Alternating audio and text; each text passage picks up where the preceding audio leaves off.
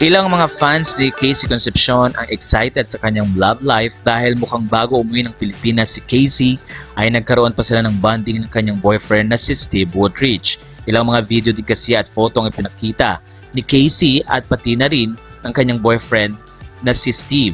Although wala si Casey sa nasabing post pero kitang-kitang excitement at mga post nga na ipinakita ni Steve sa kanyang Instagram na enjoy niya ang Los Angeles, California.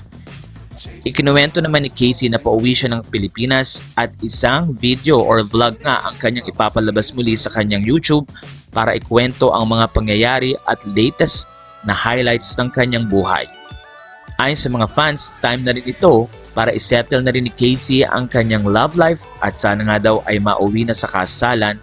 ang relasyon niya kay Steve Woodridge. Umaasa naman ng mga fans na magiging successful lalo ang business ni Casey this year at umaasa din sila sa parating na concert ni Gabby at Casey na ayon sa mga balita ay posibleng mangyari at hindi nga daw matutuloy na ang concert ni Sharon at ni Gabby Concepcion. Pero sa kabila ng mga issue na ito ay patuloy naman ang pakikipag-bonding ni Casey Concepcion sa kanyang family sa side ni Gabby at umaasa din ng mga fans na sana daw kung hindi man magkaroon ng proyekto si Sharon at Gabby ay magkaroon naman ng proyekto si Casey at ang kanyang mommy na si Sharon Cuneta.